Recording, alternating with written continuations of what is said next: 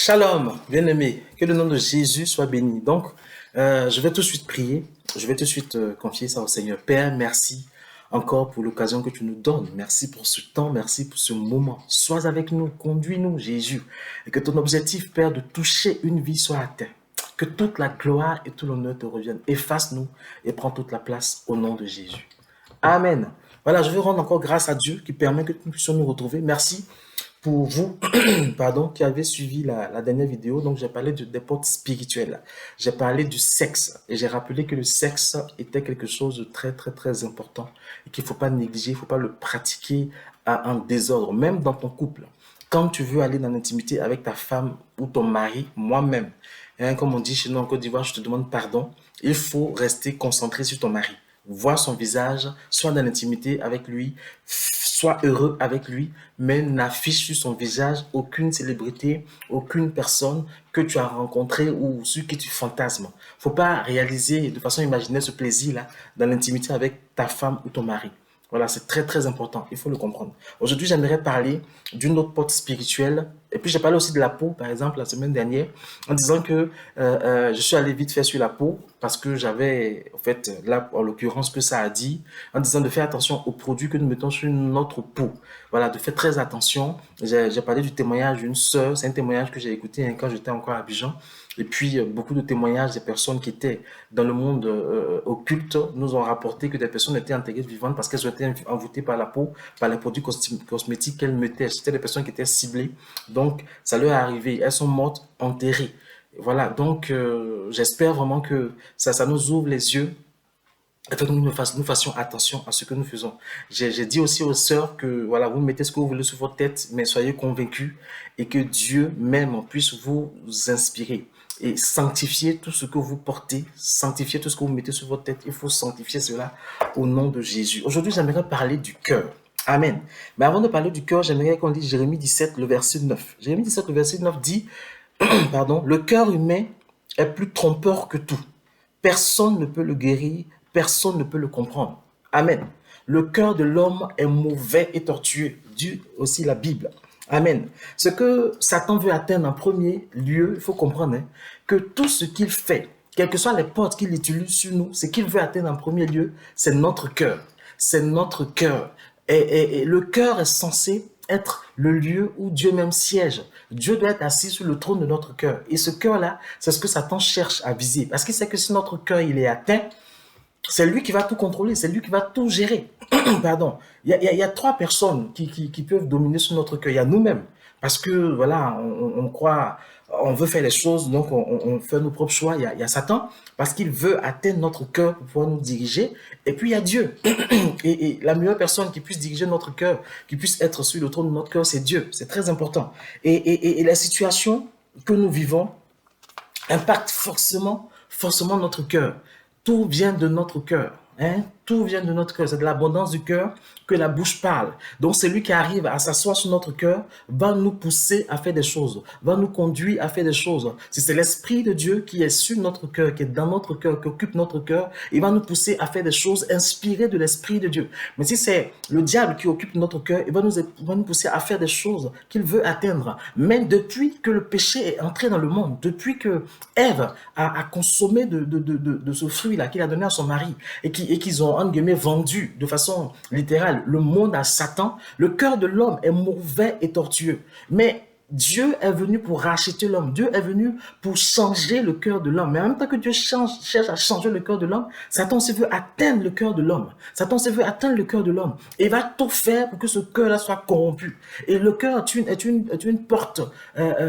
on va dire, comment, je ne vais pas dire une porte, je vais dire une porte dérobée. Parce que pour atteindre le cœur, toutes les autres portes là qui sont sur nous peuvent, en fait, ont pour but d'amener au cœur. Donc c'est une porte dérobée par laquelle Satan peut faire aussi beaucoup de dégâts dans notre vie.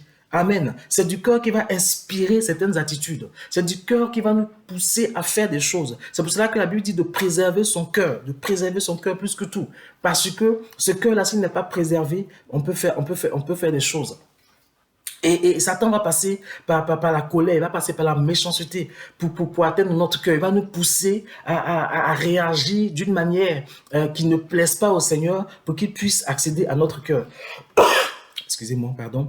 Voilà. Donc, l'une des choses que Satan utilise pour atteindre le cœur, et ça je sais que tout le monde le sait, c'est le manque de pardon. C'est le manque de pardon. Bien aimé, il faut qu'on comprenne que le manque de pardon est comme une gangrène. Le manque de pardon est comme un cancer. Le manque de pardon, c'est comme une mauvaise semence qu'on place en notre cœur. Et quand ce manque de pardon est consommé, c'est pas bon pour nous-mêmes parce que ça va nous créer des problèmes et ça peut aussi ne pas être bon pour la personne. Vous savez, j'ai rencontré une jeune femme dans ma vie, dans une autre vie. J'étais déjà enfant de Dieu et la manière d'être de cette sœur en Christ là ne me plaisait pas. Et le Seigneur me faisait comprendre comme ça un jour. Le Seigneur a ouvert mes yeux, a ouvert mon esprit. Et j'ai vu comme ça le Seigneur qui me disait que même l'homme qu'elle a prévu pour son enfant risque de fuir à cause de son caractère. Et j'en voulais un peu à cette femme-là d'avoir, parce que j'ai perdu mon temps, j'ai perdu mon temps pendant un temps. Et c'est comme si je ne lui pardonnais pas. Et je lui ai dit comme ça dans un accès de frustration que de toute façon, toi, ton caractère, si tu ne le changes pas, tu n'auras pas d'homme. Et puis, voilà, on s'est séparés comme ça. Après, on s'est retrouvés. Hein. Voilà, on n'était pas fâchés, on s'est retrouvés, on était restés de bons termes. Et puis, un jour, le Seigneur m'a fait comprendre que la parole que tu as prononcée sur mon enfant, il faut l'annuler. Donc, je n'ai pas compris. Il dit, mais Seigneur, tu es Dieu, tout. Il m'a fait comprendre que, vu l'onction que j'ai mis sur ta vie, vu ce à quoi je t'appelle, ce que tu as dit là, tu as lié quelque chose. Il faut délier. Il faut délier pour elle soit libre sur ce point-là. Parce que elle a du mal à pardonner, mais toi, il faut en quelque sorte, en guillemets, la libérer. Pourtant, je ne lui en voulais pas. Maintenant, imaginez quelqu'un qui a la rancœur.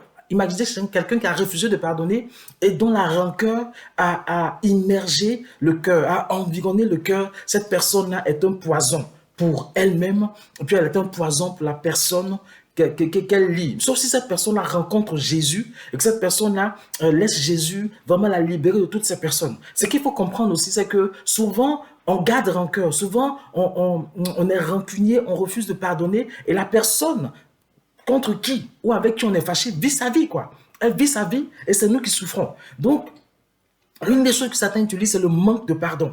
Apprenons à pardonner pour libérer notre cœur et laisser l'amour de Dieu y pénétrer. C'est pour cela que la Bible dit « Aimez nos ennemis ». Aimez nos ennemis. Et si vous aimez vos ennemis, c'est comme si vous amassez des charbons ardents sur leur tête. Le charbon ardent que tu amasses sur sa tête peut être une bénédiction pour sa vie parce que ça peut lui permettre de donner sa vie à Jésus ou ça peut être une malédiction selon son attitude, selon ce qu'il t'a fait. S'il n'est pas repentant, ça peut le brûler. Ça peut le brûler ou ça peut illuminer sa vie. Donc, enfants de Dieu, ne laissons pas le manque de pardon obstruer notre cœur. Ne laissons pas le manque de pardon empêcher l'Esprit de Dieu de se mouvoir en nous. Amen. Dieu t'a donné un cœur, c'est pour l'aimer. Dieu t'a donné un cœur, c'est pour aimer ton prochain. Dieu t'a donné un cœur, c'est pour pardonner. Dieu t'a donné un cœur, c'est pour manifester l'amour qu'il a mis en toi. Mais certainement pas pour haïr, certainement pour garder rancœur. Il faut que tu apprennes à pardonner mon frère, tu apprennes à pardonner ma soeur. Amen. Trop de chrétiens sont en Jésus, mais sont encore souvent trop rancuniers. Si tu es enfant de Dieu, que tu t'énerves, tu t'emportes parce qu'on te fait une petite remarque, tu as un problème avec ton cœur. Il faut que Dieu puisse te libérer. Il faut que Dieu puisse te libérer. Amen. Le cœur permet de réguler les choses de nos vies. Donc, quelque chose qui permet de réguler les choses de ta vie. Si cette chose-là est corrompue, mais tu vas réguler ta vie avec quoi? Tu vas réguler ta vie avec quoi? Le cœur, même dans notre chair, le cœur physique, là, le cœur physique même est important. Si ce cœur physique-là a un problème, c'est tout notre corps qui a des problèmes. Parce que c'est ce corps physique-là qui donne le sang, le battement nécessaire pour que le sang circule dans notre corps. Mais si ce cœur physique-là est atteint, notre corps a des problèmes. Imagine le cœur spirituel qui est atteint, mais ton corps aura des problèmes. Il faut demander à Dieu de t'apprendre à pardonner. Il faut demander à Dieu de t'apprendre à pardonner. Il faut demander à Dieu de nettoyer ton cœur, de purifier ton cœur, afin que ton cœur ne soit pas un endroit où Satan siège. J'ai dit que toutes les autres portes que le diable utilise pour atteindre notre cœur, il va faire tout pour atteindre notre cœur. Il faut préserver ce cœur. Amen. La rancœur, comme je l'ai dit, est comme une idole.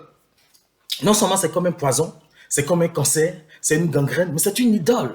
Parce que tu nourris cette rancœur-là en pensant à ce qui s'est passé, en pensant à ce qu'on t'a fait. Et tu la nourris, et tu la nourris. Donc c'est comme si, en fait, devant ce qu'on t'a fait, tu n'es pas capable de te sentir libre. Donc tu es idolâtre de ta rancœur, tu es idolâtre de ce qu'on t'a fait. Amen. Tu es idolâtre. Donc, la rancœur peut être vue comme l'idole du mal qu'on t'a fait. C'est-à-dire que tu as pris le mal qu'on t'a fait là, tu l'as façonné, tu l'as modélisé, tu as fait un beau petit personnage et tu as placé dans ton cœur. Et à chaque fois que tu vois cette image-là, ben, tu es en colère. À chaque fois que tu vois cette image-là, ben, tu as du mal à pardonner. C'est une idole. Il faut que Dieu te libère. Il faut que Dieu te libère au nom de Jésus. Il ne faudrait pas que nous soyons rancuniers. Dis-toi que quand tu es rancunier et quand tu as du mal à pardonner, c'est que tu es idolâtre du mal qu'on t'a fait. Amen. Il faut être libéré. Et si tu es enfant de Dieu, qu'on t'a fait du mal, que ça te dérange, bien aimé, va parler à la personne. Va parler à la personne. Va lui dire que vraiment ce que tu as dit, ça m'a fait du mal. Bon, en général, nous chrétiens, on est tellement fiers aussi. Quand tu vas dire à la personne va dire, je suis désolé, je te demande pardon. Je ne vais plus te parler dans ce cas. On ne comprend pas tout. Mais toi, fais cette démarche-là pour aller parler à ceux qui te font du mal, afin que tu sois libre. Amen, amen. Le fait de ne pas pardonner, cela empêche Dieu de s'installer. Parce que si la rancœur est dans ton cœur, c'est quelqu'un d'autre que tu appelles. C'est quelqu'un d'autre qui va venir s'installer. Ce quelqu'un-là, c'est Satan. Il va venir s'installer dans ton cœur et Dieu ne peut pas s'installer. Et comme a dit, le Saint-Esprit est très, très, très galant. Il ne lutte pas sa place. Quand tu lui dis de venir, il vient. Il te guide, il te dirige. Mais s'il voit qu'il est en compétition avec quelqu'un, il cède tranquillement sa place et puis il s'en va. Il est trop sensible. Il est trop galant pour rester là, lutter une place avec quelqu'un qui n'a même pas la légitimité d'être dans ta vie. Amen. Celui qui est légitime d'être dans ta vie, c'est Jésus. Il faut le laisser s'installer dans ton cœur. Amen, amen. Quand on lit Matthieu 5, le verset 8, on dit « Heureux l'homme dont le cœur est pur, car il verra Dieu. » Comment tu veux voir Dieu si ton cœur n'est pas pur?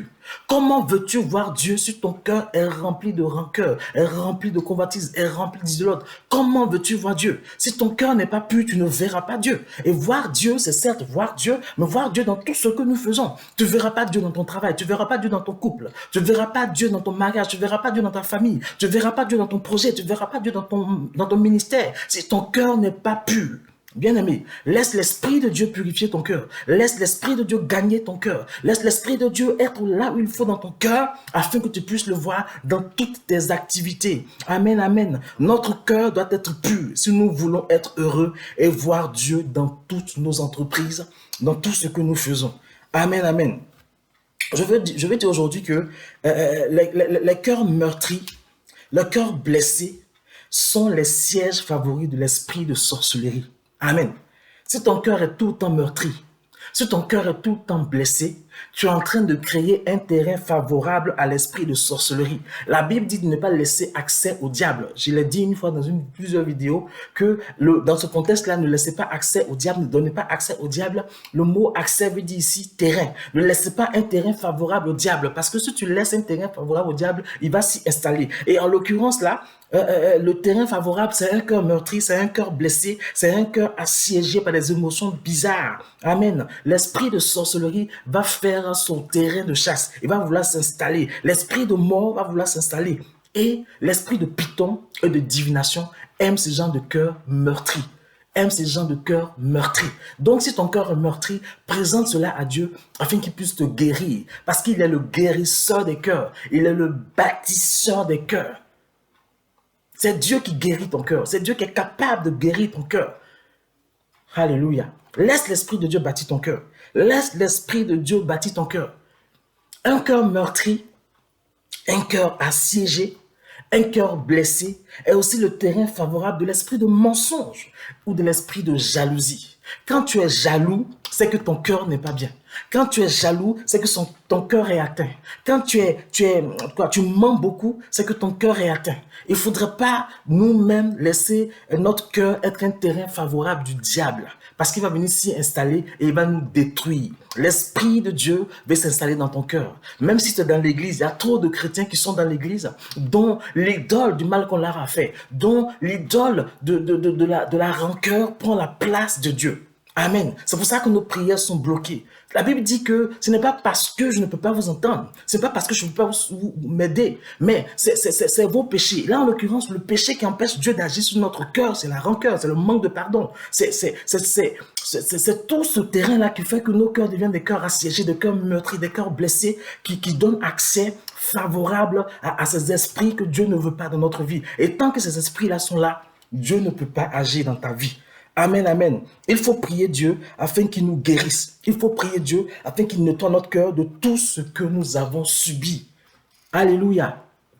Parlant du cœur assiégé, parlant du cœur meurtri, je peux vous en dire long, Moi qui vous parle là, je suis quelqu'un dont le cœur a été meurtri, a été blessé, parce que j'ai entendu, parce que j'ai subi, voilà. Mais l'Esprit de Dieu a pris le temps de me guérir. Dieu m'a fait cette grâce-là d'avoir une faculté de pardon grande, voilà, je pardonne facilement et depuis enfant, quelque chose s'est passé dans ma vie, j'ai perdu quelqu'un que j'aimais beaucoup, qui était pour moi mon père, voilà, et quand cette personne est décédée, vu tout ce que j'ai entendu là, je me suis dit, Seigneur, mon cœur ne sera jamais le lieu de rancœur. J'avais 11 ans.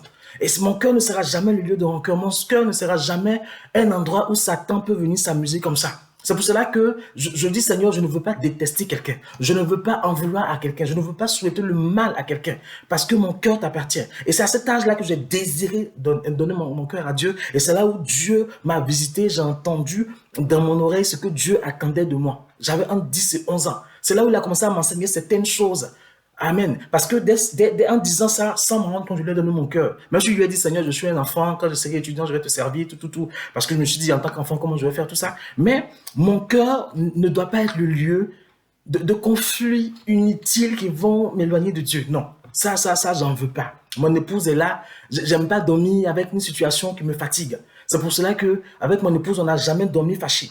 Parce que même s'il faut la réveiller, je la réveille et dire, ah chérie, là, tu m'as fait mal. On parle ensemble, on prie et puis on dort. Parce que je ne peux pas dormir fâché, je ne veux plus dormir fâché. Voilà, depuis l'âge de 10, 11 ans, je ne veux plus dormir fâché. Il faut que notre cœur soit libre, il faut que notre cœur soit libre. Parce que si ton cœur n'est pas totalement guéri, si ton cœur n'est pas complètement libéré, tu vas refaire les mêmes choses quand tu seras frustré, quand tu seras blessé, quand les gens vont te faire du mal. Les mêmes choses vont revenir. Regarde ta vie. Quelle est l'action négative qui revient souvent? Et tu vas voir que si tu fais ça tout le temps, c'est parce que ton cœur est blessé. Je prie que Dieu guérisse nos cœurs au nom de Jésus. Je prie que Dieu libère nos cœurs au nom de Jésus. Je prie que nos cœurs ne soient pas le siège de Satan, que nos cœurs meurtris, que nos cœurs blessés, que nos cœurs assiégés soient guéris et soient libérés au nom puissant de Jésus. Seigneur, je te rends grâce parce que tu guéris nos cœurs, tu libères nos cœurs. Seigneur, tu permets que nos cœurs soient le lieu où toi, Dieu, tu sièges, où toi, Dieu, tu es, Père. Parce que la Bible dit que nous sommes censés être le temple du Saint-Esprit et non le temple du diable, Père. Je prie pour mon frère, je prie pour ma soeur, afin que s'il est le temple du Saint-Esprit, si elle est le temple du diable, s'il est le temple du diable, Seigneur, le diable soit chassé de sa vie et qu'il devienne ton temple au nom puissant de Jésus. Au nom puissant de Jésus, merci parce que tu guéris le cœur d'une sœur. Tu guéris le cœur d'une sœur qui a du mal à se contenir, Seigneur, elle s'emporte violemment, mais tu la guéris là, au nom puissant de Jésus, tu libères son cœur, au nom puissant de Jésus de Nazareth. Amen, amen. Voilà, que le nom de Jésus soit béni. Merci pour ce temps. Voilà, donc je reparlerai des portes spirituelles une autre fois. J'ai voulu parler juste du sexe, du cœur et de la peau. Et que Dieu nous bénisse, que vraiment Dieu nous aide à prendre les bonnes décisions afin que nous ne laissons pas nous-mêmes accès au diable. Voilà, donc le Facebook, le WhatsApp s'affiche. Si vous avez des questions, si vous avez des choses à nous demander, n'hésitez pas, n'hésitez pas. On est là pour vous. On ne va rien vous demander. On le fait de la part du Seigneur. Donc, n'hésitez pas. Voilà, il faut toujours se souvenir, toujours se rappeler que Dieu, c'est notre papa. Voilà, bon visionnage et puis bonne semaine à vous. Et puis, on se retrouve une prochaine fois. Allez, soyez bénis.